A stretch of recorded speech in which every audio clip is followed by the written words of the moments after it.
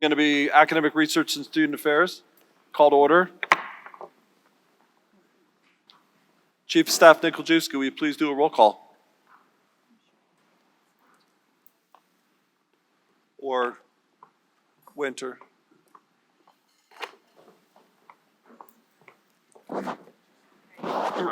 My mic's not. Oh, there it is. Vice Chair Arascata. Here. Vice Chair Del Carlo. Regent Cruz Crawford. Here. Regent Goodman. Here. Regent McMichael. Here. You have a quorum. Thank you, Winter. We are going to go ahead and stand and acknowledge the flag for the Pledge of Allegiance. Regent McMichael, will you lead us? To the flag of the United States of America and to the republic for which it stands, one nation, under God, indivisible, with liberty and justice for all.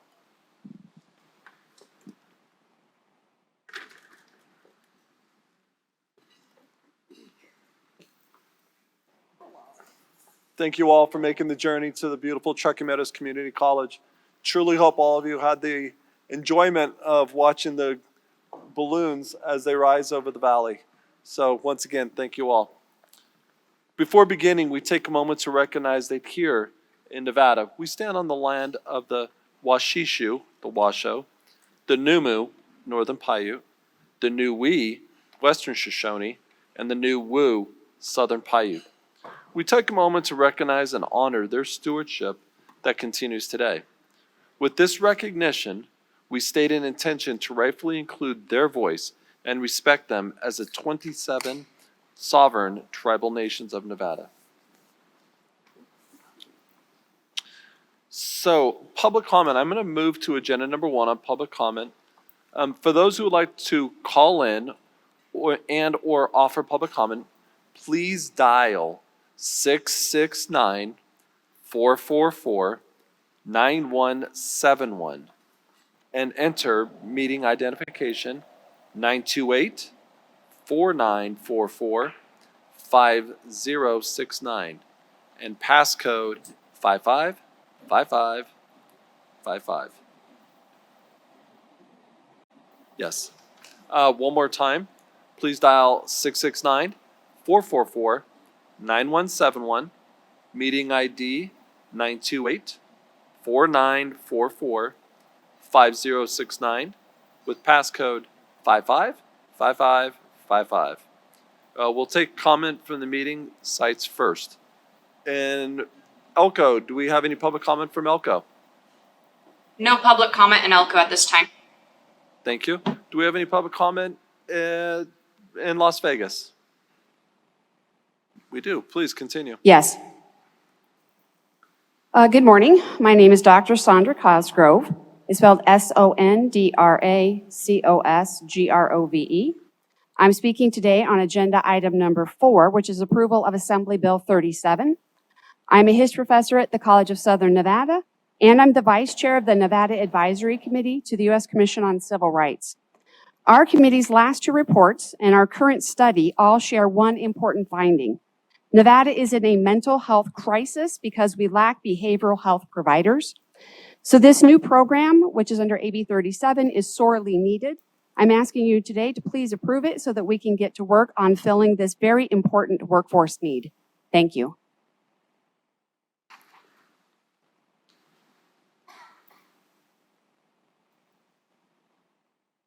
Thank you. Is there any public comment here on Truckee Meadows Community College? There is not. SCS, is there any public comment in the queue? There's no public comment at this time. Fantastic. The second public comment will happen at the end of this meeting with the same process in which we just conducted. We're going to move over to agenda item number 2, minutes for possible action. Are there any corrections, comments from the committee? Seeing none and hearing none, do I have a motion on the table for approval? Motion to approve. Thank you, Regent McMichael. Is there a second? I'll second. Thank you, Cruz Crawford. Regent Cruz Crawford. All in favor signify by saying aye. Aye. All Aye. opposed? All opposed, say nay. Motion carries unanimously. We're going to move on to agenda item number 3, the UNLV Organizational Unit Proposal for Institute for Financial Literacy and Wellness. And coming up to the mic is Provost Evie. Dr. Evie, please. Good morning. Thank you, Chair Escada.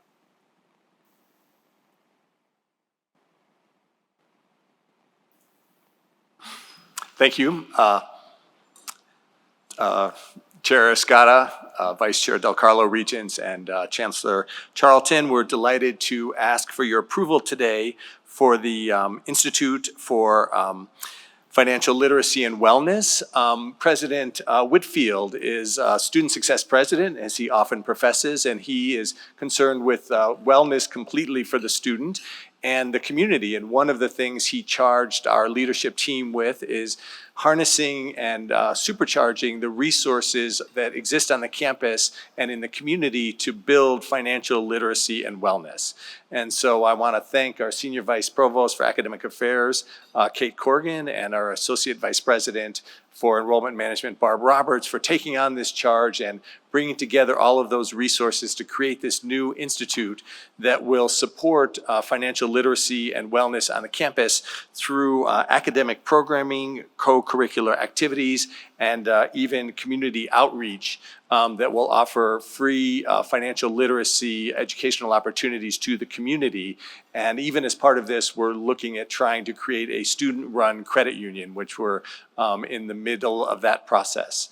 And so we think this will be a great addition to the services that we offer the student and the community to support financial literacy and wellness, which I think everyone recognizes is a key set of skills for overall success of the student in the university environment and beyond. Happy to answer any questions. Any questions from the dais? Vice Chair Del Carlo. Good morning. I don't have a question. I read through the material, and coming from a president that's a psychologist, I thought this was really a wonderful initiative for you to do, and how much it involves the community too.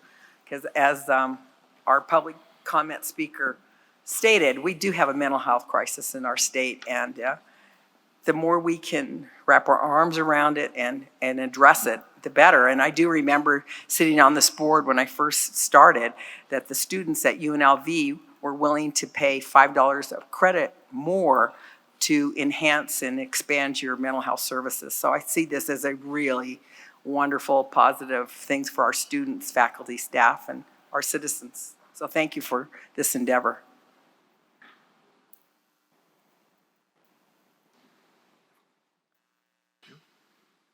Go ahead, Cruz Crawford.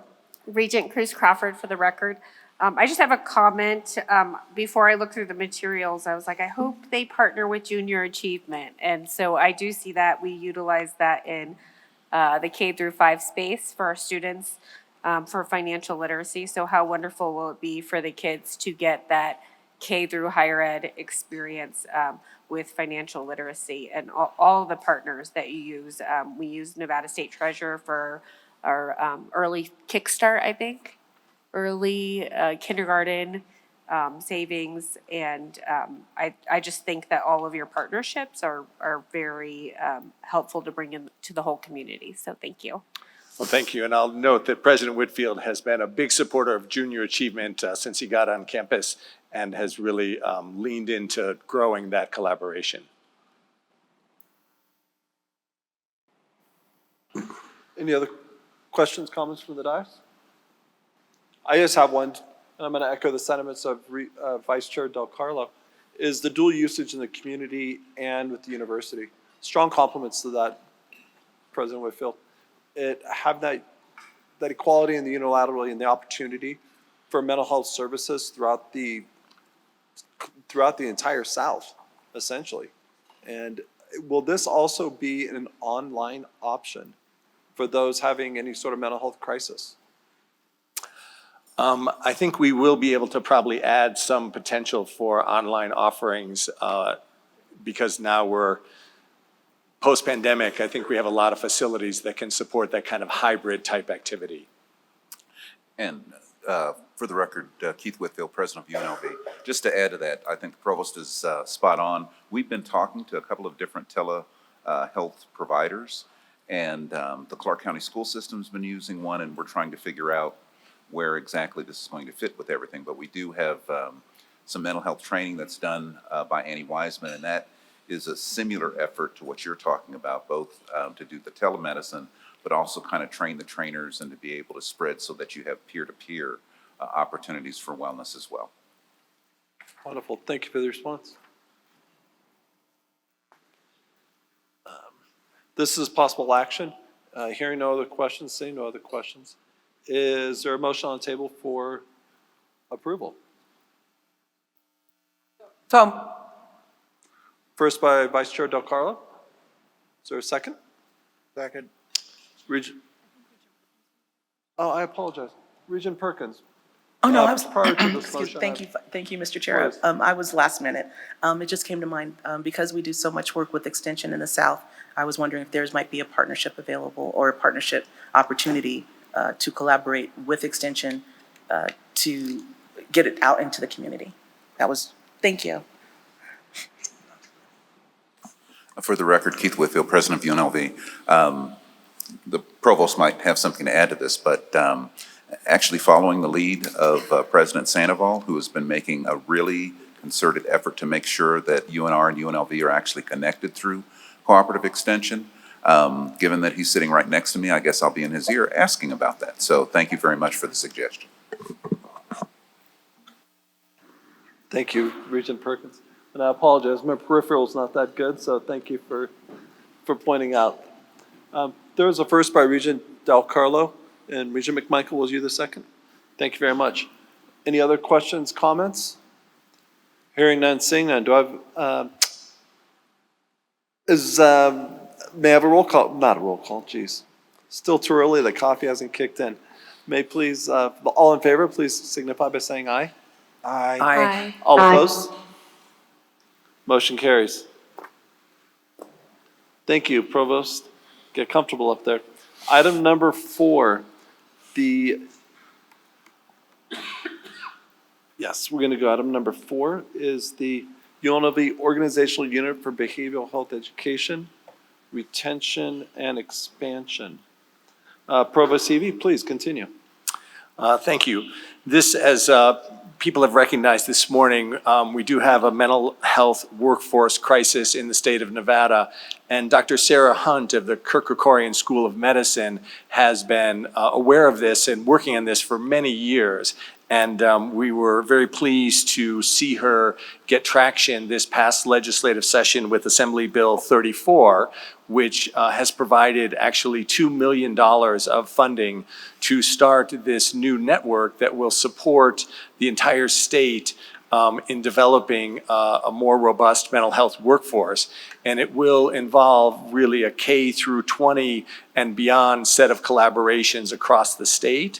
And so this will work on a spoken hub model where this new center or network, as they're calling it, will be housed in the Kirk Kerkorian School of Medicine, but will work closely with the statewide programs office of the University of Nevada, Reno, and all of the campuses to support mental health workforce development. And we'll also work with the K through 12 system in order to raise people's awareness of the opportunities in that.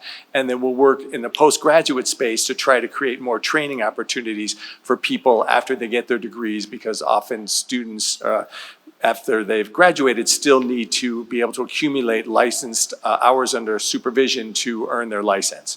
So kudos to Dr. Sarah Hunt for driving this initiative forward, and I know we're excited to help lead this initiative in collaboration with all of the other institutions across the state.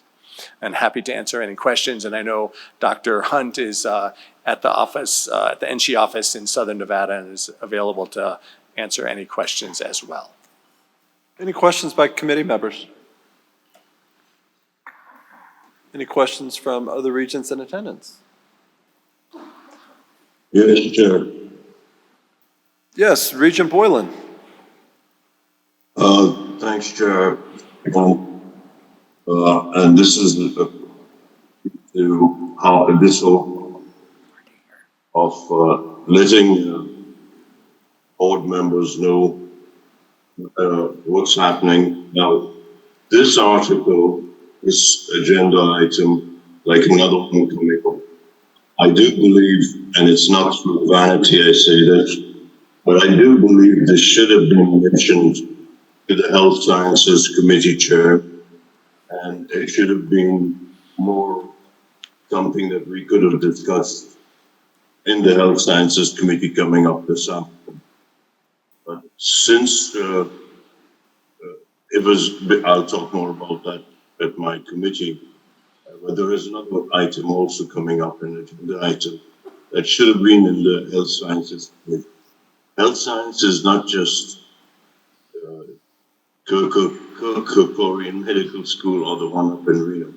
There is a ton of other subjects and others in health science.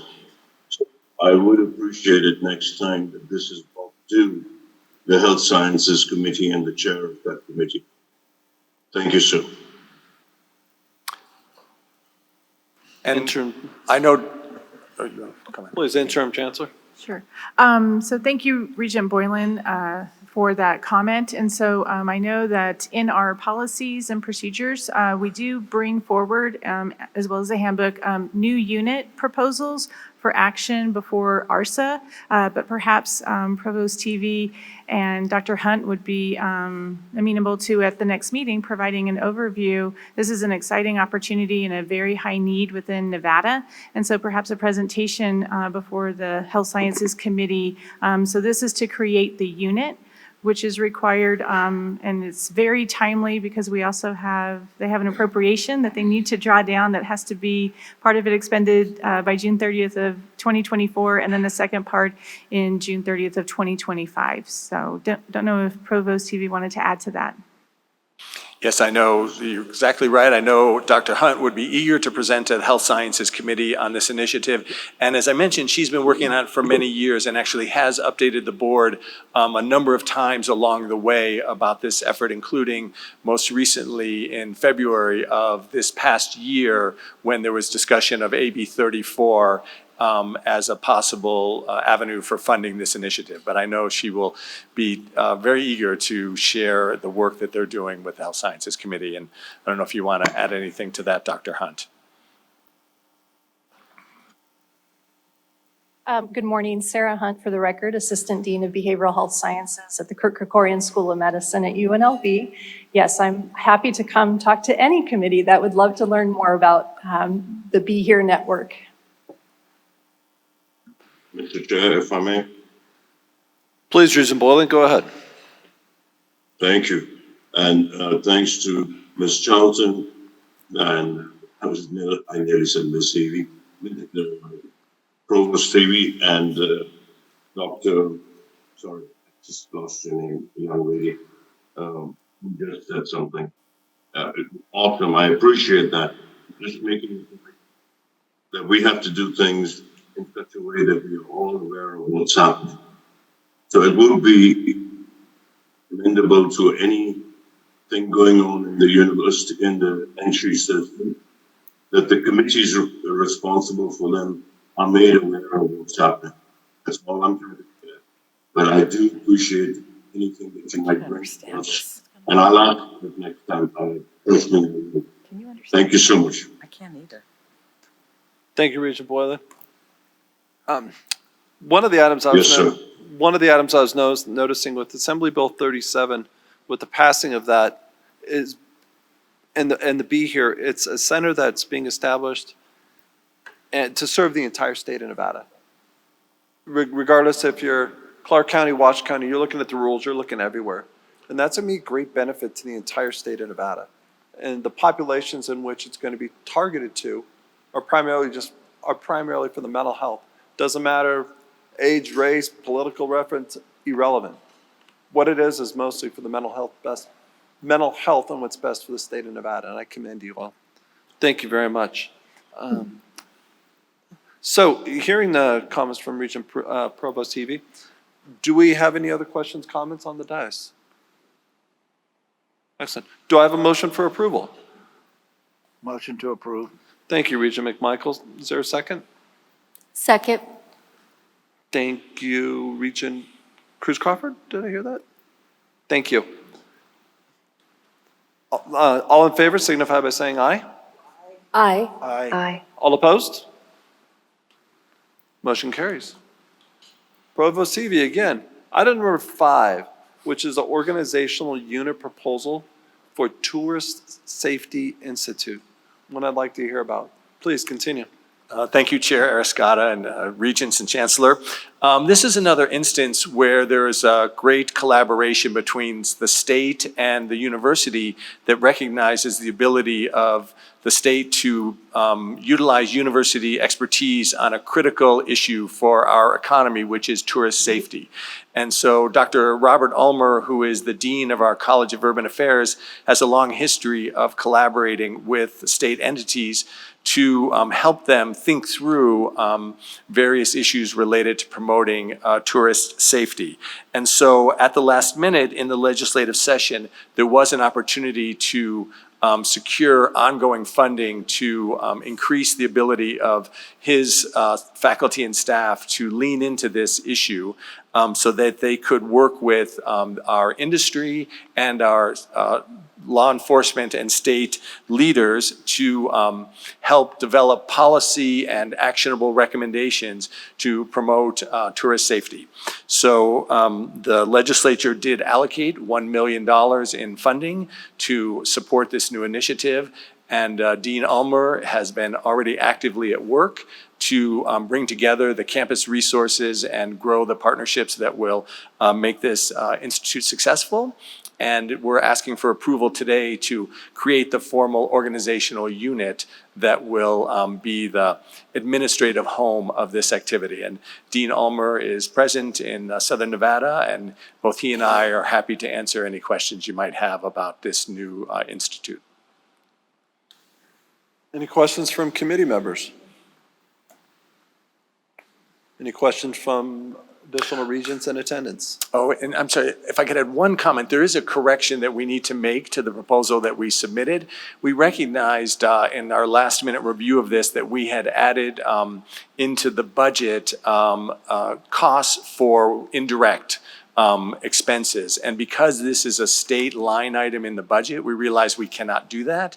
And so we will amend the budget so that all of the funds that were allocated by the legislature will be either used for the direct activities of the center, or if any of those funds are unused, they'll be returned to the state per policy. And with that, I believe you're referring to page 5 of the presented material. So on page 5 of the proposal for the presented material, for the 2-year duration, the total expenditure is approximately $720,000. Yes. Following this, the allocation of 28%, also known as, $280,000, has been placed for facilities and administration. Right. To me, the 28%, that seems high. Right, so that will go You to could expand on 0%. You're correct, that will drop to 0. So all of those funds will be available either for the direct activities of the center, or they'll get returned to the state. So that was a mistake on our part to include that, and we apologize for that. Okay. So with the $280,000, is that going to be infused into the Greenspan College of Urban Affairs? Yes, so they will adjust the budget to use that for the direct activities of the center by employing, faculty and staff for that work, or if they end up, one of the things that Chancellor Charlton noted in her comments is that the time frame for expending these funds is limited, and so it's kind of a race against the clock to get these activities stood up.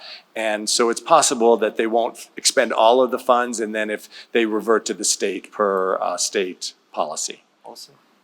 Excellent. Interim Chancellor Charlton? No, just wanted to echo Provost TV's comments that this does have a sunset provision by the end of the biennium, and then any funds not expended would be reverted to the state of Nevada. Thank you. Any questions from the dais? Regent Cruz Crawford, please. I think this is great, this Regent Cruz Crawford, for the record. We are having a stadium built. We have Raider Stadium.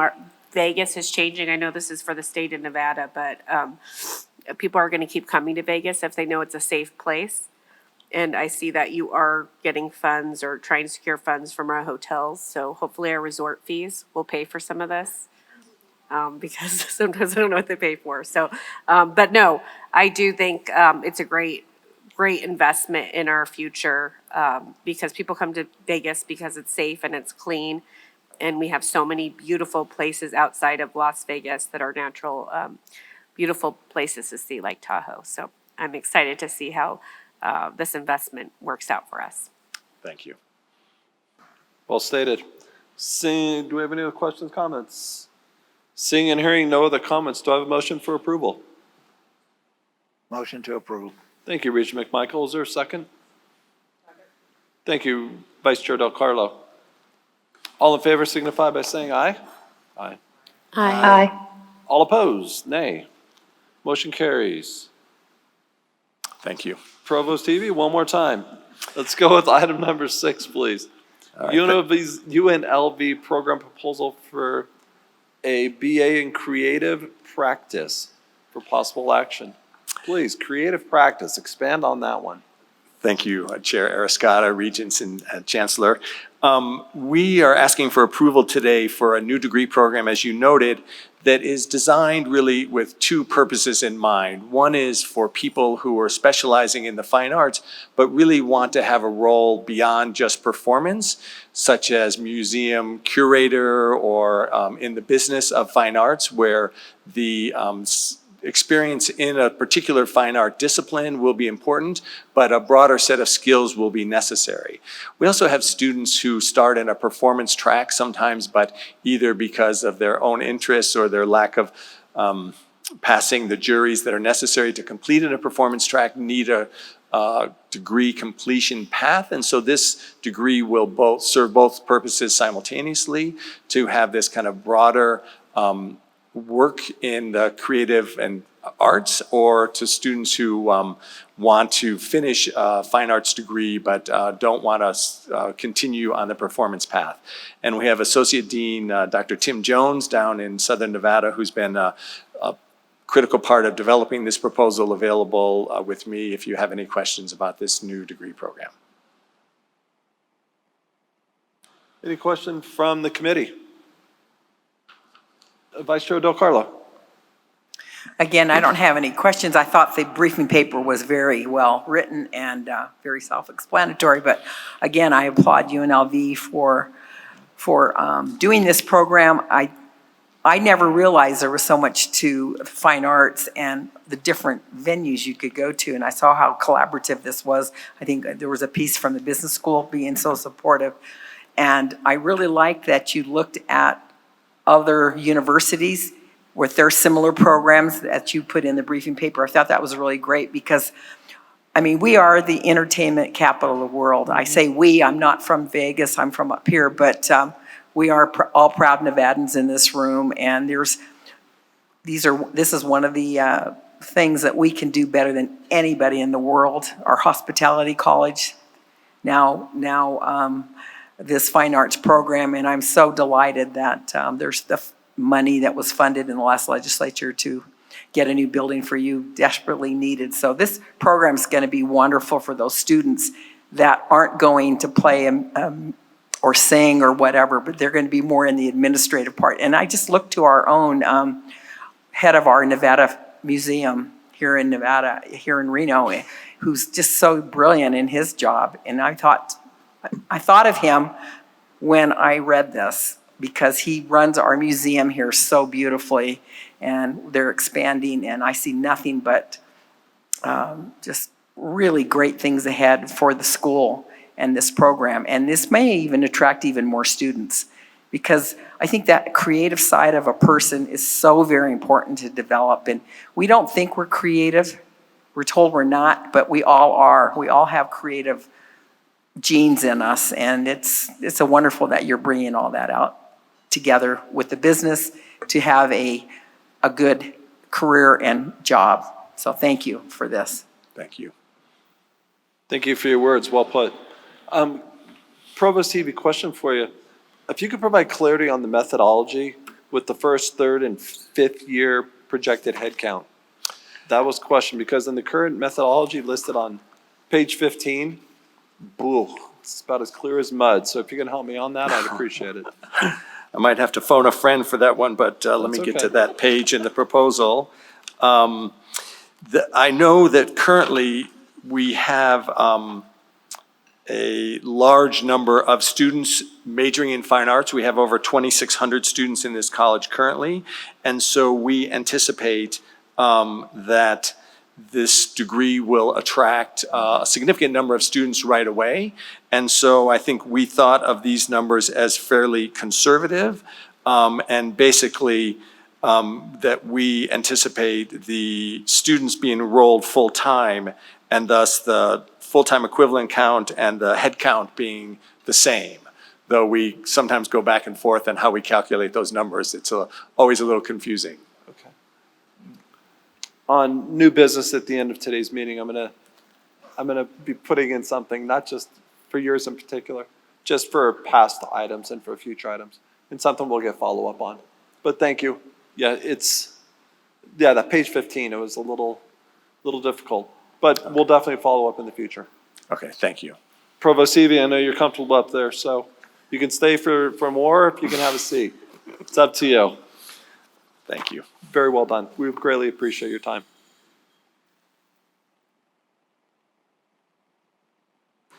We're going to slide over to item number 7, which is UNR organizational. Whoop. My goodness, I apologize. Once I said that, coffee is still not kicked in. Is there a motion for approval on the dais? Vice Chair DelCarlo, thank you. Is there a second? Second. Thank you, Chair McMichael. Any other questions, comments? Seeing none, hearing none. Thank you very much. All in favor signify by saying aye. Aye. Aye. All opposed? Motion carries unanimously. And thank you all for your patience today. Item number 7. Provost Thompson, I see you walking up. The organizational unit proposal for UNR, the Larson Institute for Health Impact and Equity. Provost Thompson, please. Good morning, Chair Escada, members of the Board of Regents, and Chancellor Charlton. On behalf of the University of Nevada, Reno, Jeff Thompson, Executive Vice President and Provost, we're bringing forward for your consideration a proposal to create the Larson Institute for Health Impact and Equity in the School of Public Health. The Institute is being named in honor of Dr. Trudy Larson, who served as the founding dean of the School of Public Health until her retirement in 2021. Under Dr. Larson's tenure, a group began to secure significant funding and grow in major grants and staff size that was working on health impacts and equities in our state. And the mission of the Larson Institute will be to foster community-engaged research, health equity programming, training, capacity building, and workforce development initiatives that measure impact and elevate the health status of diverse populations. The Larson Institute is a research and public engagement initiative with sponsored activities focusing on conducting data analysis and research and providing research support to community members, faculty, and students. The Institute will not have a teaching mission, but it will support internships and hands-on opportunities for students in a variety of disciplines. They'll conduct community-based research, develop projects that engage diverse populations, and will connect subject matter experts with key populations to improve health equity in Nevada and beyond. The Larson Institute will be self-supporting with no state funds or financial support requested from the university. It is anticipated that the Institute will continue to generate income from grants and contract works to support itself. I appreciate your time. I'd be happy to answer any questions. Questions, comments? How about any questions, comments from Regents in attendance? I have a Vice Chair DelCarlo. Thank you. The research here then adds to the research of an R1 mission, correct? Absolutely. So that's wonderful. I like that. And I would say too that I think Dr. Trudy Larson epitomizes what this is going to be. She, as the founding dean of the school, I couldn't think of a better person to name it after. So, I mean, what a wonderful legacy for her. And I don't know if she's watching today, but kudos to you, Trudy. I'm really happy for it. Thank you. And also, this is a great way to expand the community and public health, not just research, but especially with diverse populations. And the Larson Institute it'll be self-funded, as you mentioned, at approximately $3 million. Okay. So essentially, it'll bring together and consolidate research into one location. Is that correct? That is correct, and it will also create interdisciplinary opportunities for faculty and students on campus. Expand on that, please. Well, health inequities and impacts go across a lot of different disciplines, from medicine, nursing, public health, social work, psychology. So it'll be a way to bring all of those faculty in with their expertise, particularly when they have funded projects that need people from across different disciplines to help resolve issues. Excellent. Thank you. Are there any more questions, comments from the committee? Regents outside the committee? Seeing Chair no other, Arascata, please go ahead. apologies. This is Regent Carvalho. I did have a question for Provost Thompson regarding the partnership with the University of Arizona, if he could expand on that. So that one, I apologize, I cannot give you details on that, but I can come back to you. I will get back to you.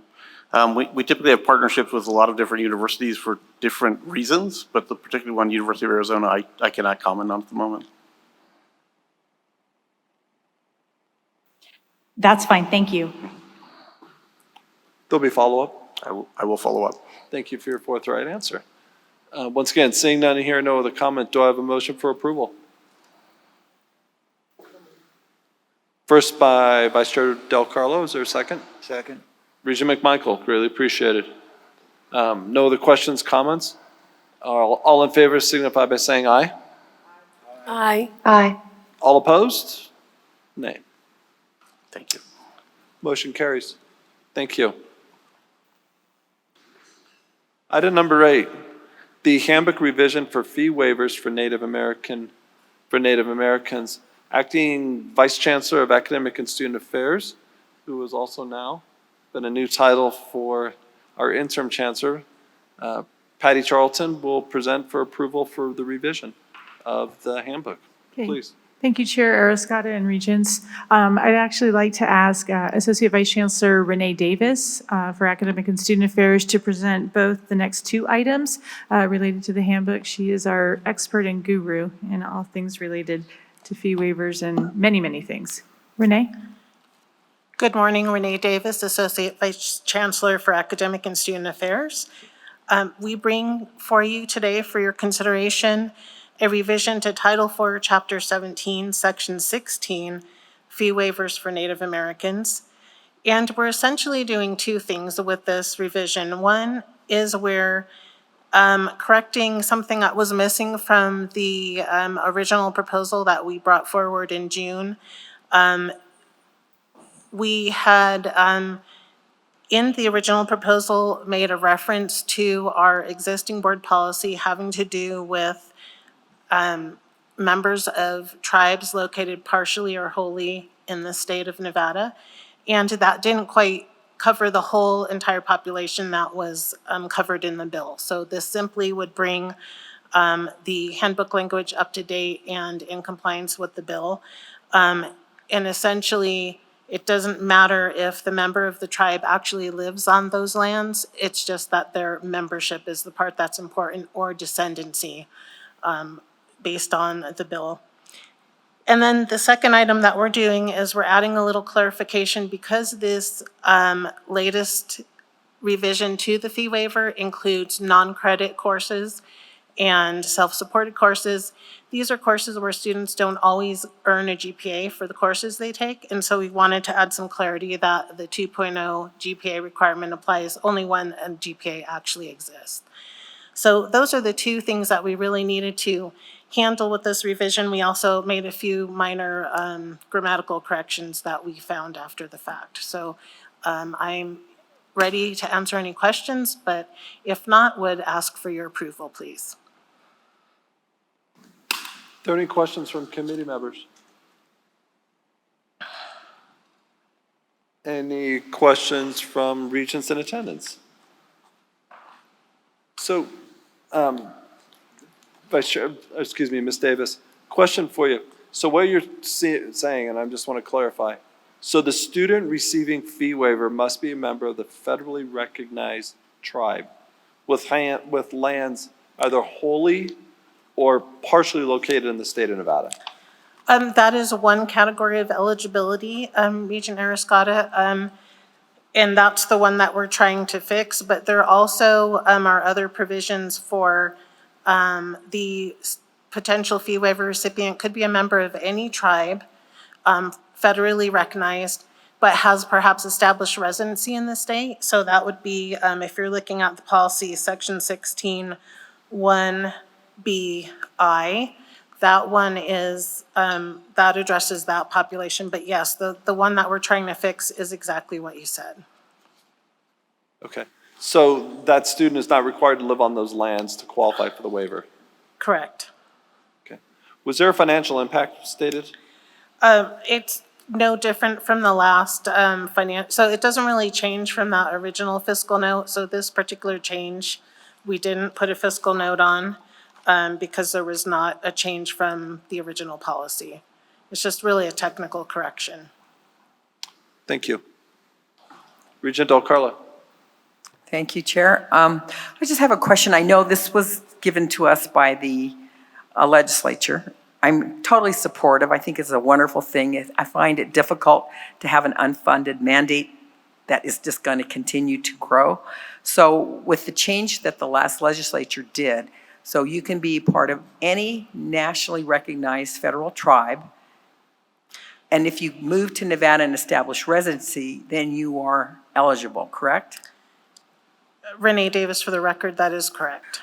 Okay, so is there other states that have this, or is Nevada like the only state that's giving this free tuition to Native Americans? Do you know? Renee Davis, for the record. I'm not positive, but it's my understanding that this is more generous than what is in existence in other states. Okay. So I think it's going to be our job in the next legislature to present a well-documented case on the cost, because, I mean, I think it's a wonderful program, don't get me wrong. They deserve it, but there's a cost to it too, that our institutions always, with the 12% we just experienced, the 11% looming, and the fiscal cliff that we're going to be hearing on Friday, I think we have got to be realistic that, you know, there's no free lunch in life, so we've got to make sure that the state understands this mandate is costly for us and can help. Thank you. Vice Chair, excuse me, Interim Chancellor. Thank you, Chair Escada, through you to Regent Del Carlo. The other benefit that we have that the legislature did put into place is that we will do an interim study on all of the fee waivers.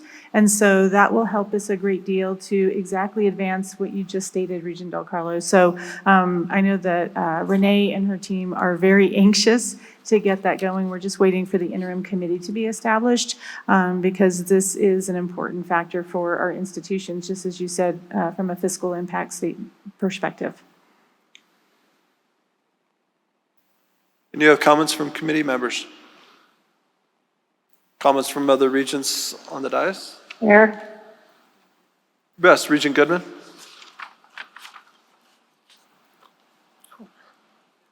Regent Goodman, you've just muted out on us. I think your mute's on. I just wanted to express my support of what Regent Del Carlo just said. It's very important that we maintain fiscal responsibility moving forward. Well stated. Seeing and hearing no other comment, do I have a motion on the table for approval? First by Regent Del Carlo, seconded by Regent McMichael. Second. Thank you, sir. No other questions, comments? All in favor signify by saying aye. Aye. Aye. All opposed? Motion carries unanimously. Let's continue to item number 9. Ms. Davis, you mentioned that you're going to be also talking about an additional handbook revision for the fee waivers for recipients of the Congressional Medal of Honor. Please. Thank you, Renee Davis, for the record. So this next proposal to Title IV, Chapter 7, Section 15, fee waivers for recipients of Congressional Medal of Honor, comes forward at the request of Regent McMichael. You all will recall that we previously brought a proposal to you that was approved to establish this fee waiver. And since that time, we had modeled it on the Purple Heart fee waiver established by the state. And that changed during this last session, so we're looking to update it at the Regent's request to include a child of such a member who received the Congressional Medal of Honor.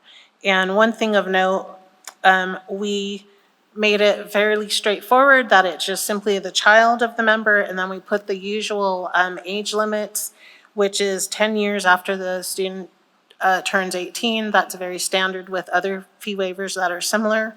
But one thing we didn't do that the state law does for the Purple Heart fee waiver is it gets a little complicated with the child has to be a graduate of a Nevada high school, and the Purple Heart fee waiver recipient has to be a resident of the state of Nevada. And so we didn't put that in this because we figured this is already such a narrow pool, we didn't want to make it, so it just wasn't ever going to happen. So we thought this was a good middle road. So with that, I would entertain any questions you might have and would please request your approval. Questions from the committee? Questions from additional regions? Oh, Regent Del Carlo. Thank you, Chair. Have we identified any eligible people, or are we going to wait to see who comes forward? And how is that being communicated to these people if they are in Nevada? I mean, through veterans groups or what? Thank you. Renee Davis for the record. So when these types of fee waivers or other programs are passed in policy, then it really is often the campuses that do the outreach. And so in the case of this very particular and specific bill, I know that we have some great advocates on our campuses for veterans populations, so I'm sure that they're going to do a great job getting the word out about that.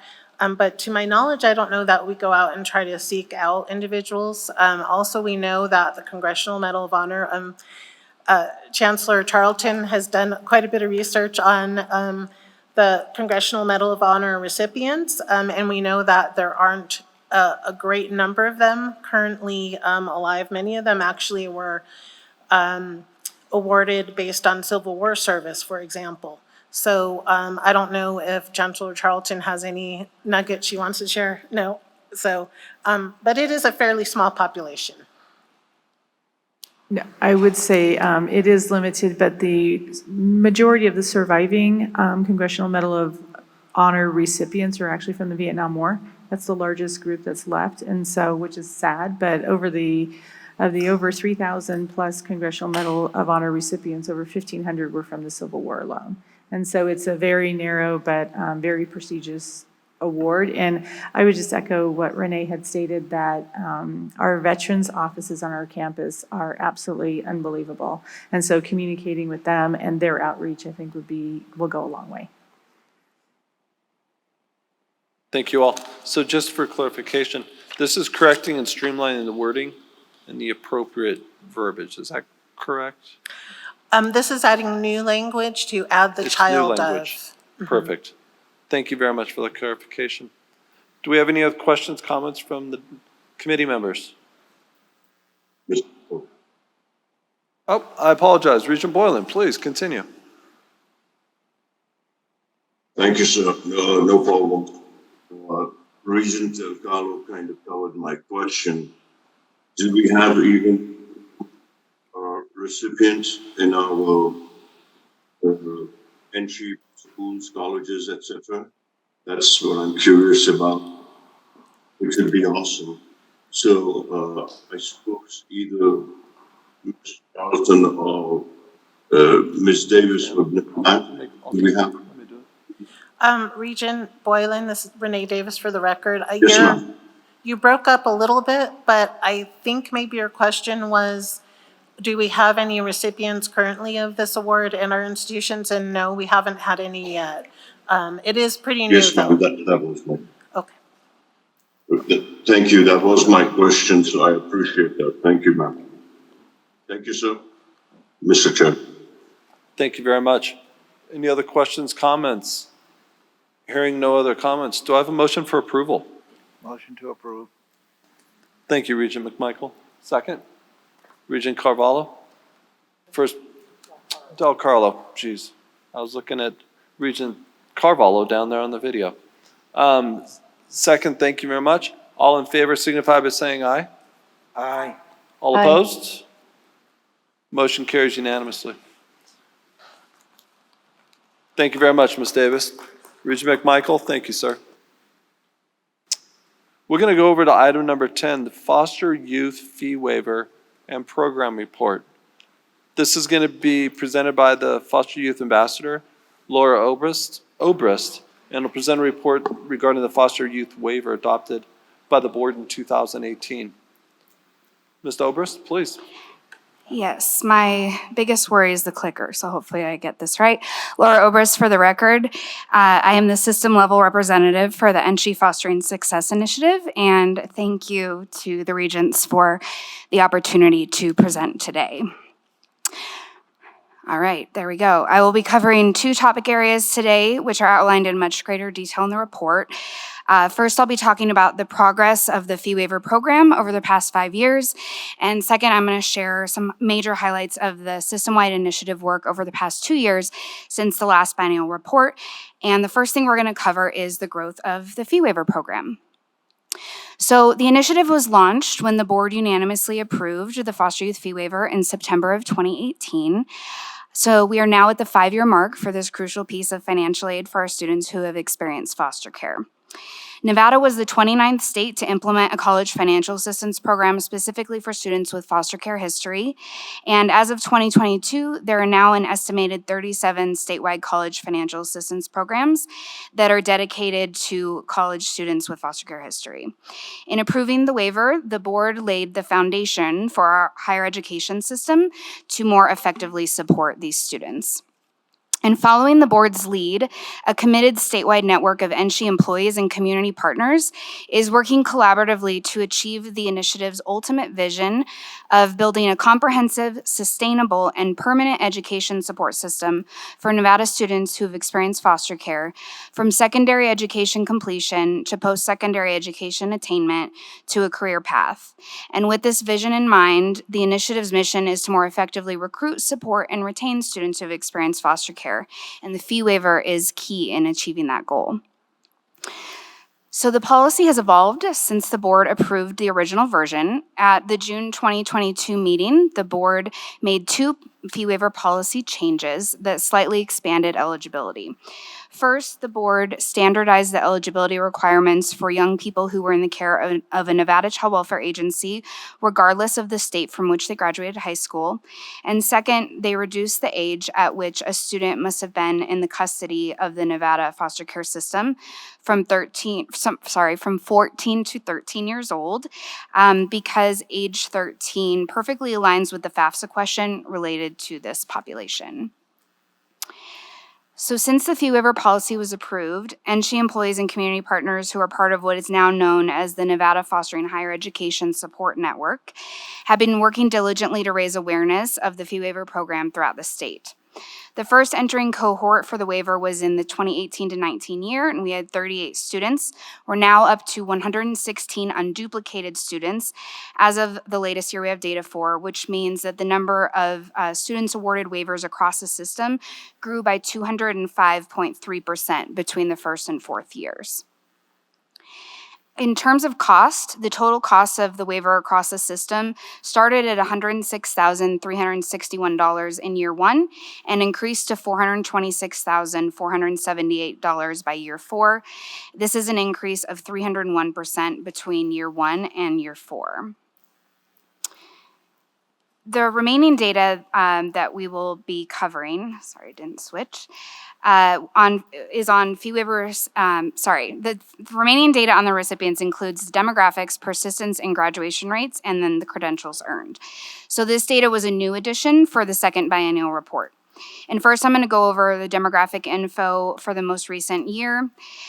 In terms of race ethnicity, the distribution of funds based on student race and ethnicity indicates that the percentage of historically minoritized students who received the fee waiver during year four was higher than the overall historically minoritized student population at UNLV, UNR, Nevada State, and WNC. As far as our current gender data, the percentage of female students who received the fee waiver during the last academic year that we have data for was higher than the overall female student population across all institutions, whereas the percentage of male students who received the fee waiver during the same year was lower than the overall male student population across all institutions. The last type of demographic data that we analyzed for this waiver was income level. Since it's a need-based financial aid program and recipients are required to file a FAFSA, income information is available for all recipients. This is perhaps the most compelling piece of demographic information for this fee waiver. Data collected from the campuses for required reporting demonstrates that, as intended, the program is reaching students with high financial need. As you can see, the median annual income of our recipients for this year was just $4,511. We also examined fall-to-fall persistence rates for recipients, looking at students who received the waiver in a fall semester and enrolled the following fall or earned a degree at any NSHE institution. The data illustrates that there was a general upward trend at the system level in the persistence rates across the 4 years in which the fee waiver has been available thus far. For the most recent year of data, which represents 21 to 22, there was a 69% persistence rate recorded across the system. And this table focuses on the graduation data. Because 18-19 was the first academic year of the program, and the latest available graduate data is as of June 2022, few recipients have yet to graduate with a degree or certificate. The table reflects the percentage of recipients in each of the 4 academic years tracked who graduated with a skills certificate, associate degree, or bachelor's degree by June 2022. It's important to note that not enough time has elapsed since the program's inception to report the percentage of fee waiver recipients who graduate in common time increments, such as 150% of degree time frame. This final data table examines the number and types of credentials earned by fee waiver recipients thus far. In the first 4 years that the waiver was offered, we saw 1 completed skills certificate, 11 completed associate degrees, and 14 completed bachelor's degrees. It's important to note that if a student earned more than 1 credential at an NSHE institution, only the highest credential earned is reflected in the table, and I do know that we have those students. Next, I'm going to talk a little bit about the collaborative statewide initiative work. So as a result of the fee waiver approval and establishment of the initiative, NSHE was approached by the Walter S. Johnson Foundation and invited to apply for an initial 1-year $200,000 grant, which was approved. We were then able to apply for and secure 2 subsequent grants from the foundation for a total of $1.2 million in private grant funding over 6 years to assist with creating my role in launching the system-wide initiative work. We were also able to add a system-level student worker position beginning with the 2nd year of funding. My role is dedicated to achieving the mission in collaboration with a statewide network, coordinated group of our student leaders that have foster care history, our institution employees, and other key stakeholders. My role is tasked with leading the network, particularly the core members who make up our Nevada Fostering Higher Education Committee, in the development and implementation of effective post-secondary education planning, preparation, access, transition, and persistence practices. These practices are formulated to assist young people who've experienced trauma, educational instability, inadequate financial resources, and limited support systems. And our 2 main priorities are increasing financial aid access and utilization, as well as improving and expanding post-secondary education-specific wraparound support for Nevada students who've been in care. The foundation has also directly awarded grants totaling $955,000 to 3 of our institutions, and those are as follows. So TMCC has been awarded a total of $255,000 in seed funding to build stronger housing stability and peer mentor support for their students who've experienced foster care and to help launch their TMCC Fostering College Success program. UNLV has been awarded a total of $500,000 to help launch their UNLV Fostering Scholars program and assist the program with its early growth efforts. And UNR has been awarded $200,000 to help launch UNR Fostering the PAC. Between the system and institution level grants, we've received a total of $2,155,000 in seed funding from the foundation to help us launch a stronger support system for our students who've been in care. And now I'm going to share some of the major highlights over the past 2 years since the first report was presented in September 21. And there are 4 key areas our work falls into. So the first one is student voice and leadership. I'm not going to go through all of these. The first area is focused on student voice and leadership in the sense of this being particularly important for this population because they have spent their lives in situations and systems that have given them very little autonomy and a limited voice in decision-making that directly impacts them, often long-term. Therefore, we know that student support programming only works if it is student-led and/or informed. As a result, a student-led and/or informed approach is woven through all of our initiative work, meaning that student input and participation is always welcome and highly encouraged. We have formal student leadership roles as well as opportunities for other students throughout the system to serve on the statewide committee, participate in the annual retreats, and/or participate in other specialized projects. We also lead with student input when we develop and revise the initiative's goals. A notable example of the initiative's student voice and leadership focus is the September 2022 name change from Foster Youth Success Initiative to Fostering Success Initiative. This change removed the label of foster youth and reflects a person-centered, age-inclusive approach to supporting students who've been in care. The system-wide peer and community educator role itself is another notable example. In the 20 to 21 year, we utilized some of the grant funding to establish that role. It's a part-time position that works closely with me in the chancellor's office, providing outreach and training across the state. The role is designed to give a new student the opportunity each year. Our third NSHE student to hold the role, UNLV student Tony Duncan, is currently helping me onboard her successor, Thea Ewers, who is a UNR student. The initiative was also able to add a second student leadership role this year through the iFoster Jobs program. Our office established an MOU with iFoster to serve as a host site for the program's inaugural year for one part-time AmeriCorps member who's an NSHE student or recent grad, and this role is known as our Student Voice and Resource Navigator. UNLV graduate Adam Matthews was the first student placed in that role for a 10-month term that goes through January 2024.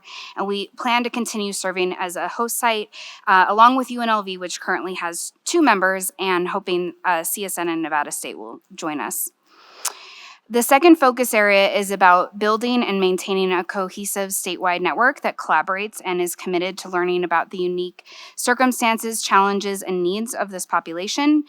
Our third and fourth retreats are a major example in this area. During the retreats, members of the statewide committee work collaboratively to build a more cohesive statewide learning community that's focused on this population in terms of accessing and thriving in college. We learn from student leaders with lived expertise in foster care and the professionals who serve them, and we discuss and co-develop collective priorities for the next year. Another example here is the NSHE Fostering Success Champions Quarterly Roundtables, which I started this year in February. They provide a new quarterly professional development group space for the campus-based staff and faculty at our institutions, who I refer to as our champions. Our third focus area is a system-level outreach and development, the development and provision of resources. First, knowing that our students who've been in care, the people who support them, the institutions, and our community partners need reliable information about the post-secondary education processes, resources, and support that's specific to this population. The Department of Academic and Student Affairs has worked to create, improve, and expand electronic reference materials and an online and social media presence that will better better serve the educational best interests of students with foster care history. For example, in May of this year, the department launched its first issue of a system-wide initiative newsletter in honor of National Foster Care Month to improve and expand upon existing efforts to ensure that our students, employees, and community partners are well informed about key resources and developments.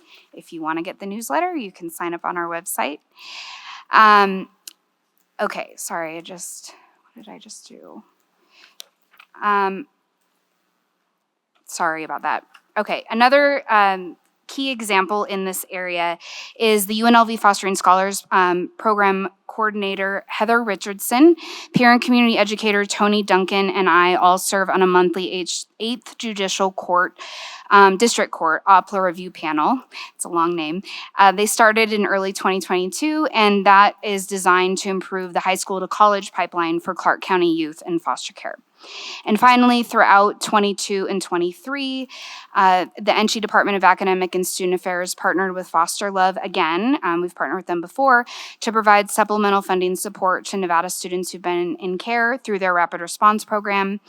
The program reserved $15,000 for each of those calendar years for students that are transitioning or already in college. And then this year they gave us an additional $10,000 in textbook supports, which is funded through the Walter S. Johnson Foundation. Those funds are flexible and available to cover expenses that cannot be covered by financial aid or other resources. And our final focus area is institution level capacity building. And there's been a lot of development since the last fee waiver report presentation. While all of our schools are working to build stronger support for students with foster care history, our most notable growth in this area has been at our 3 schools that have established campus-based support programs that are dedicated to this population. So UNLV launched the first full-time position and campus-based support program known as Fostering Scholars in fall 21, combining internal funds with private grant funding from the Walter S. Johnson Foundation. The program serves students who were in foster care at age 13 or older, regardless of fee waiver eligibility. And UNLV is also leading the way with both internal and external funding sustainability efforts for this work. This is thanks to the dedication of program coordinator Heather Richardson, who successfully secured a second seed funding grant from the foundation and internal UNLV CSUN funding, as well as cultivating a partnership with private donors Linda and Blake Maxwell that has greatly assisted with program growth, and that includes GA and MSW practicum student staffing. UNR launched the second campus-based program known as Fostering the Pack the next semester in spring 22. It serves fee waiver eligible students that are enrolled, as well as supporting prospective students with their transition. The program currently uses a graduate assistant staffing model with seed funding from the foundation and some internal funding. The MSW student currently directly serving those students is Jamie Picasso Farias, and Dr. James Beatty oversees the program. They also have a student in the program serve as a peer mentor. And finally, TMCC officially launched their Fostering College Success program in spring of 2023 after part-time college success advocate, Fostering College Success advocate Annalisa Walker was hired in August 22. That program serves current and prospective TMCC students who've been in care, regardless of fee waiver eligibility, and Yvonne Allen oversees the project. And that is all of the updates I have for you. Do you have any questions? Are there any questions or comments from committee members? Outside committee members? Regent Perkins. I just grabbed little Regent Perkins first. Yeah, you're the. Please, Regent Cruz Crawford. Regent Cruz Crawford for the record. I saw your outreach. What kind of outreach do you have for the high schools? Outreach in general, or were you talking about a specific? So that they're aware of the program. Yes, so that is one of the biggest things that we're constantly working on because, as I'm sure you can imagine, you can never do enough outreach. So we we hit that from a lot of different angles. So we work very closely with the statewide network that I mentioned, and then more closely the committee. We have about 30 organizations, including our 7 schools, and obviously system office representation. And so the child welfare providers, the attorneys that work with young people, the independent living workers, all kinds of folks are trying to give them that information repeatedly. I do outreach and presentations, as well as our campus folks. We've worked to get more of an online footprint and put things out that way, and also to collaborate with folks like the school counselors and the liaisons that are assigned to that population. We're also working on some data projects with NDE and collaborating with DCFS as well, the state child welfare agency, to try to improve some of our outreach efforts to get to students earlier before they're coming to us, so that they're getting the information about what they're eligible for and what they should do to prepare for whatever college option they're hoping to go for, so that it's not last minute to where maybe they don't have the right classes or other things that they might need. Because Infinite Campus, which most of our schools districts use, our foster youth are flagged, and our clerks are automatically Title I Hope liaisons for the school. So it seems like it would hit a lot of kids if you hopped on to that, like a foster liaison, like Title I Hope. Yes, we work closely with those folks. Because they're trained, and then as soon as those kids are flagged, we do outreach to them already. So it would complement, and I think it would be great outreach so that they know prior to graduation. Yes, I agree. And we are utilizing that and also looking for ways to kind of fill some of the gaps, because there's, every data system has its limitations, and then staffing, it can be tricky. And so I think that's one of our biggest challenges, is that things don't always go as we would hope. And so we're always trying to talk to our partners about where those gaps are and where we can help fill them. Okay, perfect. Thank you. Regent Perkins. Thank you, Mr. Chair. Just a comment. Thank you and your crew for all your hard work. We can see by the numbers that this started off as basically a dream, and now there's you had over a 200% increase, which is absolutely incredible. So you have been reaching students, and just want to say kudos. And it's a very worthwhile program for students that have, like you said, been exposed to things that children never should have to be exposed to. So thank you and your crew. Thank you. Yeah, it's definitely a team effort, and thank you to all of you for supporting the work. Regent Del Carlo. Thank you, Chair. I just would like to add a little historical context, because I'm the only regent that was there in 2018 when we voted this in, and it came from our former Chancellor, Tom Riley, who was a social worker in his career in Clark County. I think he was a county manager also at one time. So he brought this to the board, and I remember saying, this is just the right thing to do, and it's still the right thing to do. It's another one of our unfunded mandates, but this is one that we're just doing the right thing. And as my colleague, Regent Perkins pointed out, the program is growing, and Regent Cruz Crawford has her fingers in education from K to 12, so her suggestions are really great too. These children need as much help as we can give them, and I do remember Chancellor Riley having a round table, invited some regents up to, it was at here at Team CC, and to listen to these students, it breaks your heart what these kids go through. And I just can't be more proud of this program. And I know in 2018, we were like the 32nd state to pass this, and I see they're at 37 states. So I'm sure this is all over the country too, but I would say too, when we get to item 11 on our main board agenda down the road, that this kind of funding also be included in our funding study, because this is really important. These are Nevada students, and we know we're 49th in the nation for kids going on to higher education, and this is a wonderful way to help those students and help drive our numbers up too. So we need to incorporate that. But I really appreciate, you've been with the program since day one, I believe. Since day one of my job, yes. Yes. The fee waiver came before me Right, and others, you were other hired efforts to do in the this community. job, and Laura, and I really appreciate your dedication. You can see you have really passion for this, and our students are lucky to have you. We all are. Thank you. Oh, thank you. Very well stated, and thank you for the historical knowledge on that one. Very well, thank you. This is an information-only item, and Ms. Obers, thank you very much. Very well done. We're going to move on to item number 11, which is going to be the research analysis. Jose Quiroga will present highlights from the 21-22 NSHE financial aid report. This is good. Please, Jose.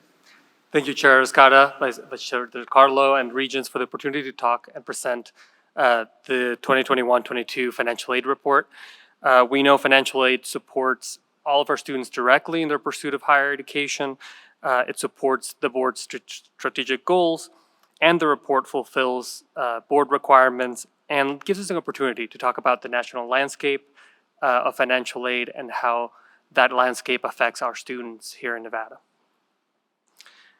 Acknowledging that we may not have a full 30 minutes to talk about it, I will go through some of these slides quickly, but happy to answer any questions on the presentation or the report. So let's dive right in. As we look at the aggregate amount of student aid dispersed in 21-22, it totaled $656.5 million. That is a large amount, and an amount that has increased over the last 5 years plus. Almost every year, 2020-21 being an exception, mainly due to COVID-19 pandemic and issues around that. But over the last year, we see a nearly 1% increase in financial aid dispersed. Over 5 years, a 5.5% increase. However, those changes in financial aid dispersed are not across every category or institution, so we'll dive into that deeper in the next few slides. As we look at the breakdown by institution, we see that the largest the increases have occurred at our four-year institutions, our universities, with UNLV, UNR, and Nevada State, all experiences increases over the last year and over the last 5 years. At our two-year institutions, our community colleges, we do see overall a decrease over the last year, and most of them a decrease over the last 5 years. As I talked to my the financial aid directors at all of our institutions, there were several reasons for that. One is the continuing effects of the COVID-19 pandemic. The tight labor market more quickly affects our two-year institutions' enrollment during 2021-22 especially. That we saw that tight labor market draw students sometimes away from higher education. And not only is there lower enrollment at most institutions, but at several, there is a higher or an increase in dual enrolled students. Dual enrolled students are usually not eligible for financial aid, but they are eligible for a registration discount. So they will not be reflected in financial aid numbers. We also see a decrease in loans being taken out by students at many of these institutions, and we'll talk about that more in following slide. Like my colleague Laura did, we do break this down by demographics. We want to make sure that students are accessing financial aid at similar rates. And especially as we look in the bottom, I'll draw your attention to the bottom two rows here as we group together historically minoritized recipients, and the last row looks at the student population, the overall student population of historically minoritized students. What we see is at most institutions, the percentage of financial aid recipients that are part of historically minoritized racial and ethnic groups are higher than their overall population, and at all of them it's at least similar. And that's something that we want to look at, we want to track over the years to make sure that we're continuing along that route where all of our students are having access to our financial aid programs.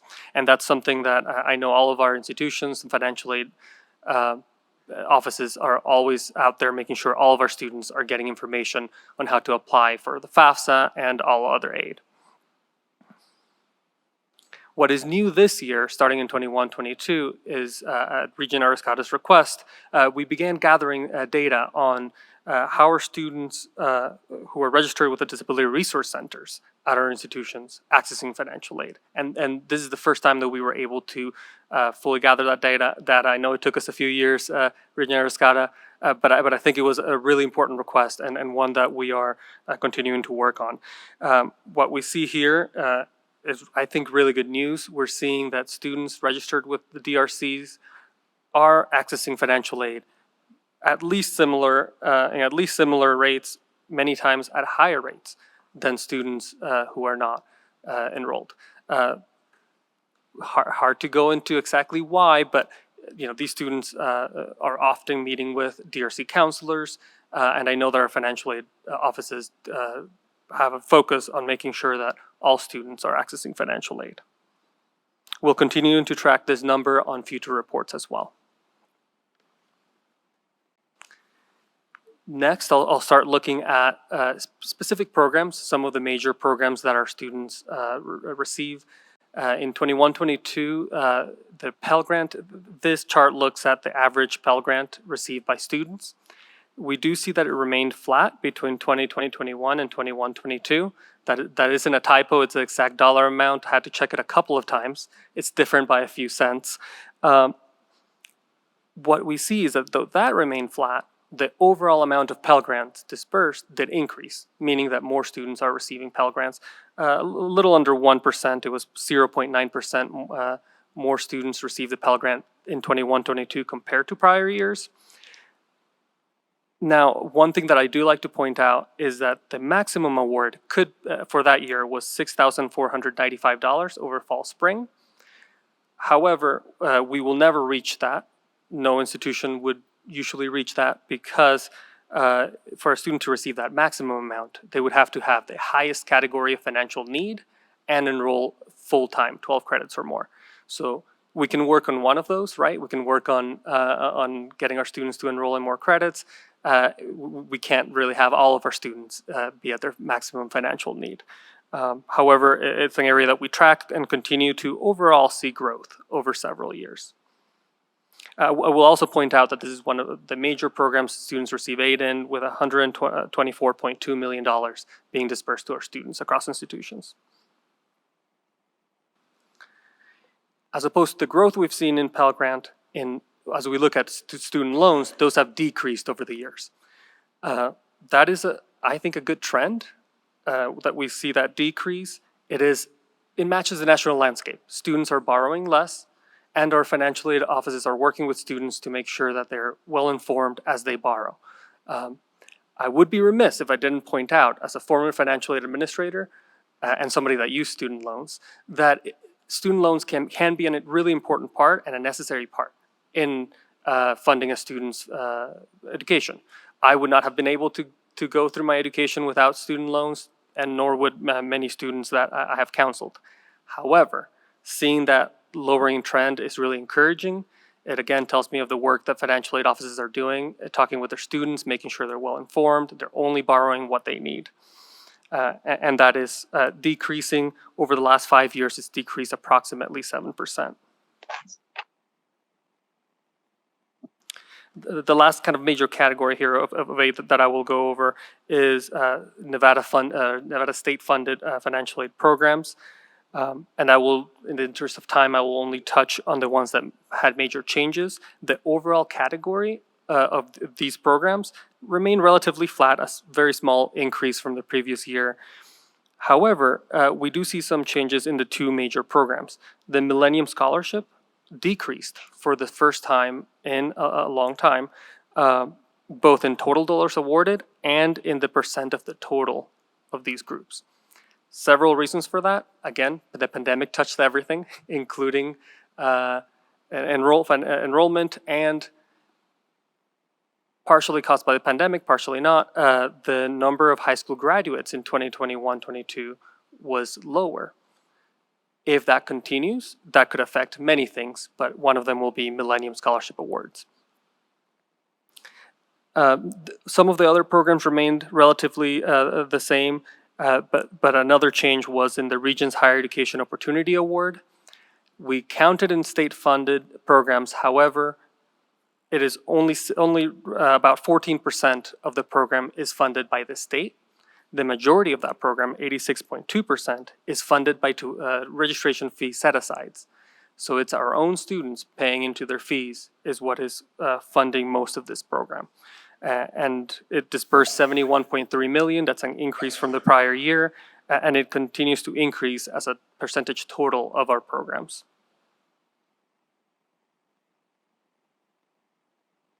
Okay. I do want to touch on some financial aid terms because these are confusing even for a financial aid administrator or a former financial aid administrator. I have to be careful when I'm using category sources, types, to make sure that I'm talking about the correct terms. So I do want to give a quick refresher as we go into the next ways that we sliced these data. When we talk about categories, there's four major ones: grants, scholarships, loans, and work study. Our grants or scholarship are what we talk about when we're talking about kind of free money awards, awards that the student does not have to repay.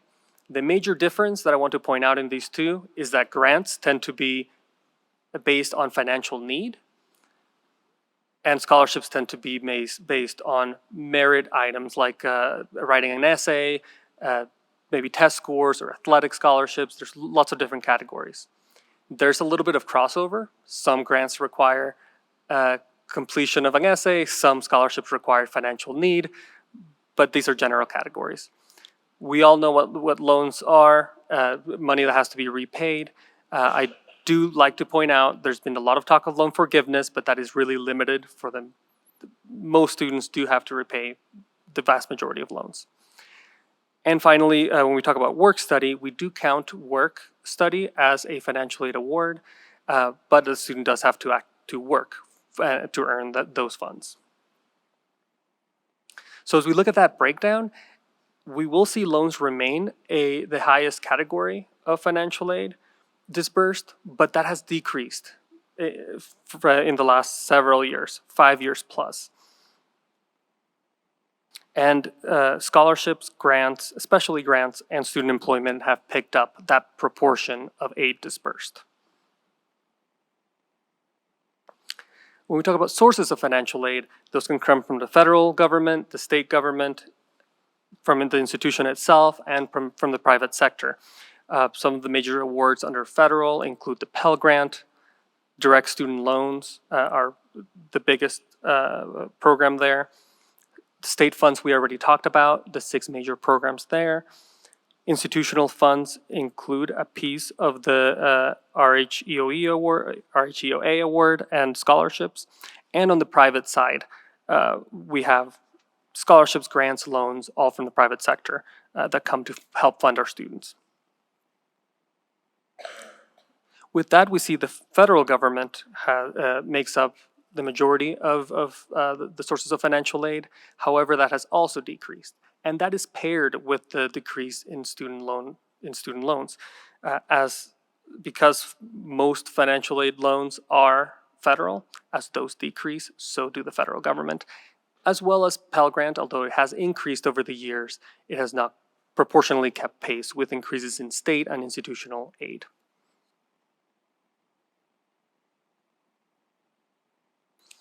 Then we have need and non-need based awards. I won't belabor this point, but need-based awards require the student to demonstrate financial need. Non-need based awards don't require that. That doesn't mean that a student receiving that type of aid may have high financial need, but is not required in the awarding of that financial aid. And you'll see that both categories include all types of aid. We just ordered them by which ones give more weight to need versus less weight to need.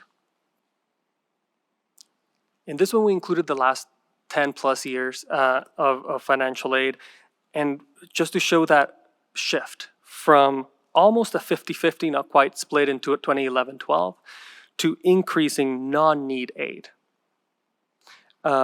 Many reasons for that. Over most of those years, the Millennium Scholarship increased by leaps and bounds almost every year, except for last year, which increased non-need.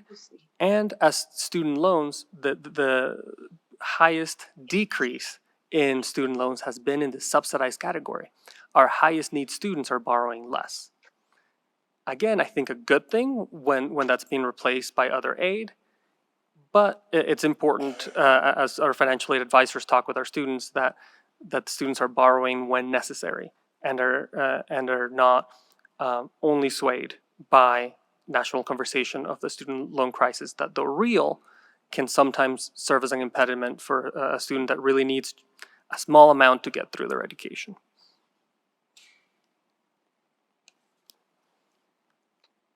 The last kind of term, or one of the last terms here I'll speak about is the cost of attendance. I'll go through this quickly, but the cost of it, because many of you have already know this term well, but this cost of attendance is the overall budget that the school creates for students. It is, has federally regulated elements that acknowledge that tuition, fees, and books are not the only cost of higher education. A student has to pay for their transportation, their meals, their housing, all of that being in school requires. That serves as both a limit in all of the total financial aid a student can receive and a part of the calculation of financial need, which I'll mention how that works in a future slide here. I will just very quickly go through the next 3 slides just to mention these are the cost of attendances at our 7 campuses or degree granted campuses in 2021-22. You'll notice a difference because each school calculates their cost of attendance based on their own student population, usually with surveys, making sure that they're reflecting the actual costs of their students. And this would be for undergraduate full-time students. There are separate cost of attendances for students in different categories.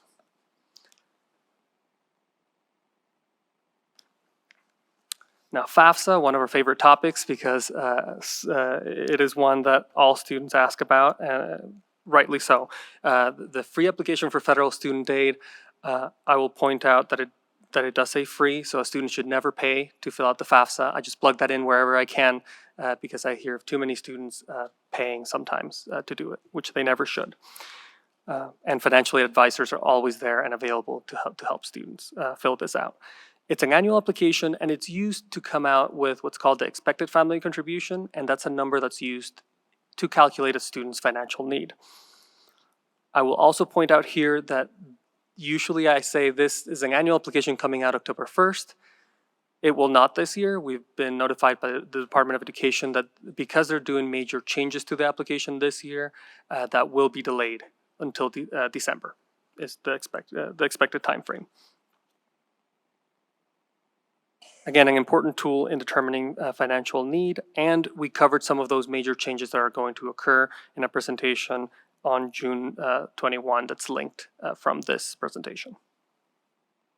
The way that we use FAFSA to determine need is by using that expected family contribution. So it is cost of attendance minus expected family contribution, that gives us financial need. Now that financial need minus any aid the student receives gives us the amount of remaining student need. If a student has a positive remaining student needs, they could potentially qualify for a need-based aid, for a lot of different types of need-based aid. And I did want to give an example as well of how that works for a student. These are samples of what a student might get as part of their offer letter. Offer letters have a lot more information than this. But this is a conversation that a financial advisor may have with a student. This is what we estimate your cost of attendance is. Placeholder numbers, of course. Your student's particular situation may be different. This is your expected family contribution, not necessarily what you're giving, what you're actually able to contribute toward your education costs, but what comes out of the FAFSA. This is your need, the aid that you're receiving. Let's talk together about your remaining need and how we may cover that. Sometimes that may be loans, sometimes that may be working, or if family is able to contribute. I will point out that we had a lower need student at UNR and a higher need student at CSN as examples. These are not meant to convey anything about any student population. They were just examples so that you could see how different types of students would receive different types of aid and how that would affect their financial aid package. Finally, I did want to point out that in this year was the largest disbursement of HERF funds, the Higher Education Emergency Relief, which was not included in the other data analysis because it was one-shot monies. This is the last time that there are HERF funds. Fingers crossed, as long as there's no need for them in the future. Even when including this large disbursement, there has been that trend of lower financial aid from the federal government compared to other sources still holds true over at least a 5-year period. So I went through that really quickly. I hope that it was still helpful as we talk about both our financial aid here and national landscape. And if there are any questions, I'd be happy to answer them. Thank you so much. That was a great presentation. Are there any questions from committee members? Any questions from other regents in attendance? Regent Downs. So when you, Regent Downs for the record, thank you, Chair Arascata. So when you talk about the need-based versus not need-based, those numbers, are they based off of the results of the FAFSA? So as we talk about those need and non-need, yes, usually a student receiving need-based aid would, in order to qualify for it, would fill out the FAFSA. It would be that calculation of cost of attendance minus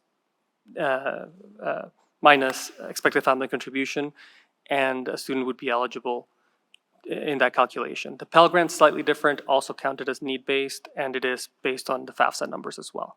Does FAFSA adjust every year with the inflationary costs? It does have their own calculation, and it does, the numbers that they use in their calculation is tweaked every year. And I will point out that there is a major overhaul to that calculation for the 24-25 school year coming up, in which a lot more students will be eligible for like an automatic lowest, I would say automatic zero, they're going to call it automatic negative 1,500.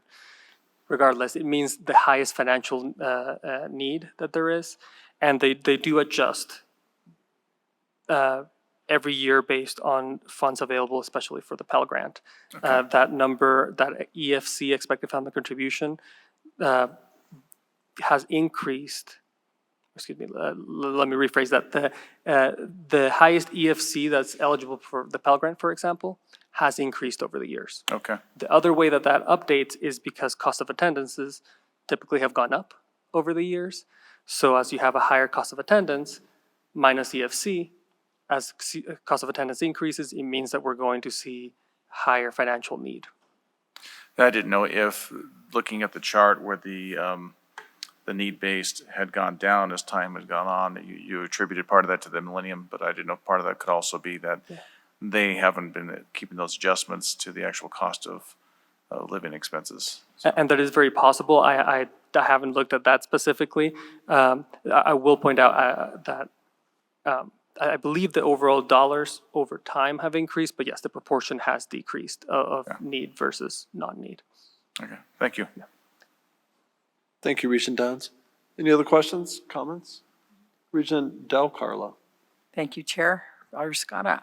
I would just add context to what Regent Downs was asking, because we're a member of ACCT, the Association of Community College Trustees, and their main focus for their members is advocacy. And they go to the Hill. We go every year in February.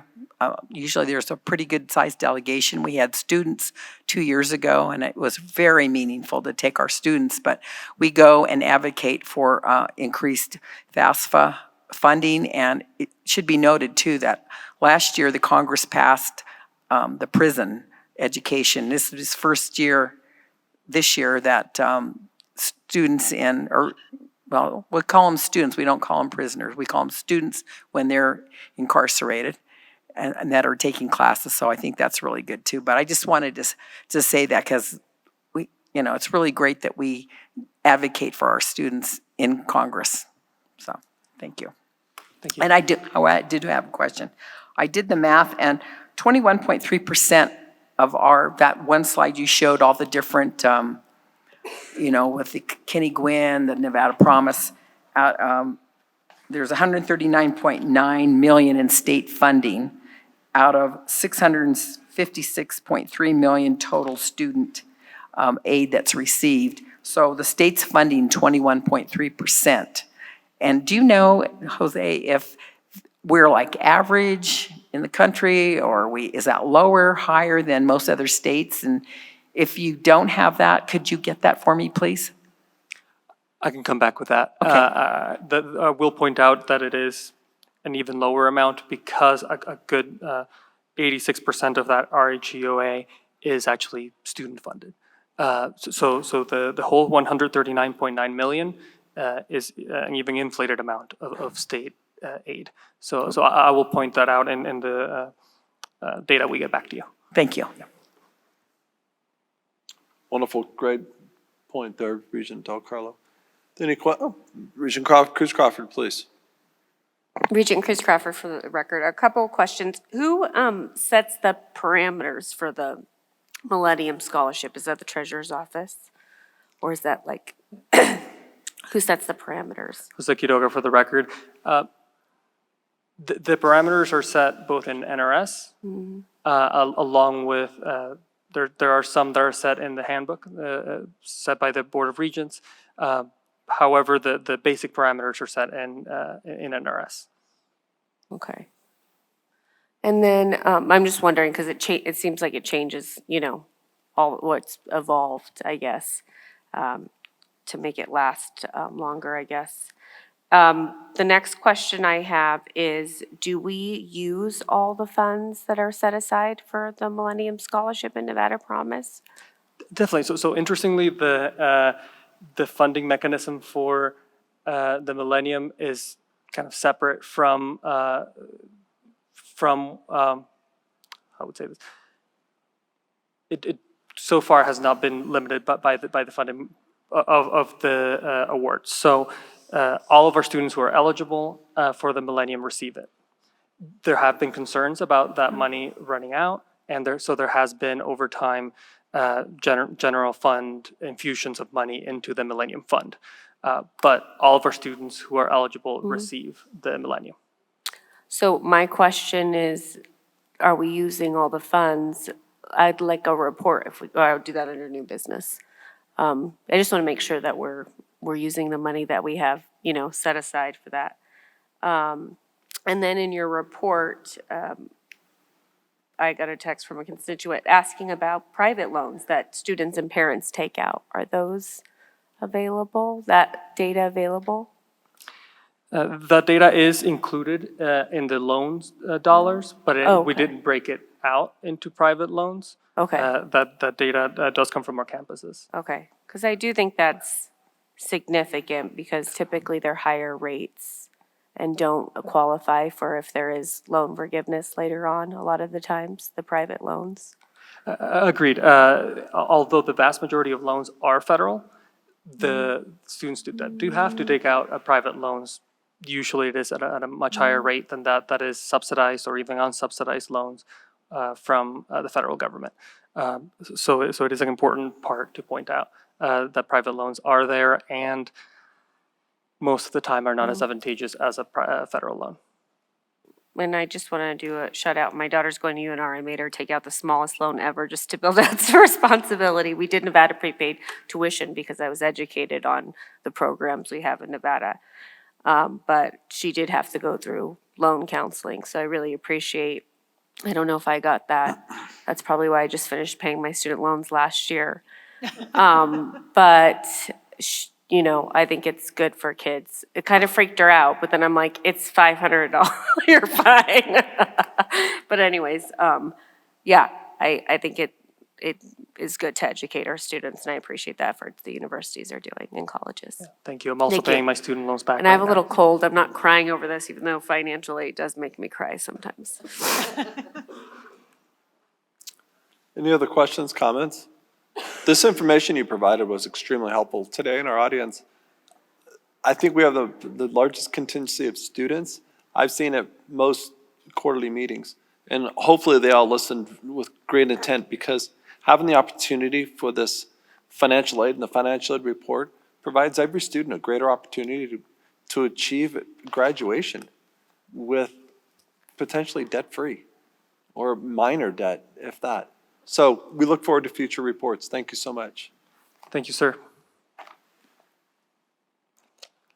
I have a question.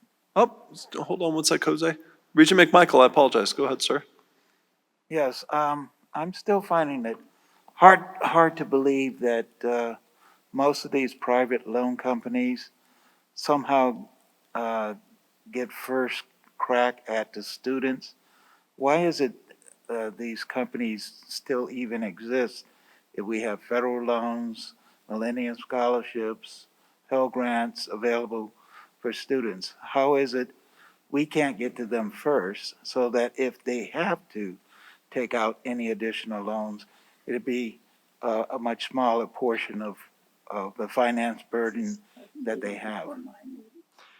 Happy to answer that, Regent Michaels. I will say these comments will be on my experience as a previous financial administrator, not because I've talked to specifically on this point with our directors. Several reasons there why that still exists. What I will say, again, vast majority of loans are federal loans, some institutional. The private loans are a smaller pool to fewer students. Reasons why a student might need a private loan include a student who has lost eligibility for federal aid. There are requirements to get federal loans, and those can be sometimes looser with private loans. Private loans may not require a 2.0 GPA, a 67% completion rate, some of those type of requirements. Another is a student that is coming back. Let's say, as an example, a student that already received their bachelor's, already received their master's. Now they want to come back and be a nurse, get retrained at one of our community colleges or universities, and maybe tapped out that maximum eligibility of loans. That can be another reason why private loans. I do know that all of our financial aid offices work with our students to make sure that they're at least considering and looking at federal financial aids if they have eligibility before going over to private loans. Thank you, Regent McMichael. Thank you, Jose. Thank you. This item was for information only, so thank you very much. We are going to move on to item number 12. Any new business from committee members? Regent Cruz Crawford. Regent Cruz Crawford for the record. I would like to delve into the Millennium Scholarship piece some more. Troubling that they've gone down so many times, especially that's how I went to college. That's how my daughter's going to college. So if we could get some information on maybe the shift over time of the requirements, and if those requirements maybe are pushing out some students that would have been previously qualified. And then also what the funding amount pot is and how much of that we're utilizing. I'd like to know those things. Thank you. Excellent. Great questions. Anyone else? I do have a couple of them. First is a high-level introduction to the data dashboard. It's in order not just to familiarize Regents, but participants regarding the availability of the statistics throughout the system. The data dashboard is a hidden gem on the website, and more should know about this. Also, I'd like to get some strong response on follow-ups with the approved programs over the past 12 to 24 months, in which I'll work with staff on this. For examples of previously approved program, during the March 2023 quarterly meeting, UNR received a program of approval for College of Education and Early Childhood with a first semester cohort of 60 students. Also in December of 22, ARSA approved a UNLV proposal of a Master of Arts in Teaching Elementary Education with an enrollment of 50 students. And in 2022, GBC requests approval for an Associate of Applied Science with a cohort of just 3 students. But we'd like to get some follow-up. We're approving all these programs and some potential education opportunities with, I may be careful, with hopefully not grandiose expectations, of what the enrollments are going to be. So we need to get a stronger grasp of what the estimated enrollment and what the actual enrollment are going to be. Those would be extremely helpful. Just today, as I was mentioned earlier to Provost Heavey, was a creative practice at UNLV with the start date of 2024. We need to get some more historical perspective on what the actuals are compared to the estimates. So thank you. We're going to move on to item number 13. We're going to go to public comment. Is there any public comment at Great Basin College in Elko? Hearing none, seeing none. Is there any public comment at the Systems Administrative Office at Las Vegas? There is no public comment in Las Vegas. Is there any public comment here at TMCC? There is. Please continue. Kent Irvin, ERVIN, past president, Nevada Faculty Alliance. Good morning, Chair Ariscada, Vice Chair Del Carlo, and Regents. First, I would like to thank TMC students who are paying $4 per credit for this nice facility we are using. Second, regarding fee waivers for Native American students, Assembly Bill 150 included a $915,000 appropriation to NSHE to defray the expenses. This was the first time that the legislature funded fee waivers, and we should recognize them and thank sponsor Assemblywoman Natha Anderson. It needs, of course, to become a regular state budget item. Third, I want to draw your attention to an item that was removed from your agenda today, the elimination of minimum degree requirements for instructors of community college courses from the handbook. First of all, thank you for deleting this item from the original consent agenda. The briefing paper for the change in faculty qualifications presented it simply as a cleanup of the handbook, and it misstated its true effect of completely eliminating any minimum credentials for course instructors at the community colleges. This had the appearance of trying to sneak through a substantive change. If there's a desire to have an honest discussion about minimum requirements for faculty members teaching our students, we can have that conversation, which should, of course, include minimum credentials for dual enrollment and concurrent enrollment course instructors. But I have to object to the attempt to put through such a substantive change for faculty and students as a committee consent agenda item. That's not how shared governments works. Thank you. Thank you. SCS, are there any public comments on the phone queue? There's no online public comment at this time. Thank you very much. This meeting is adjourned. BFF will start in just a few short minutes.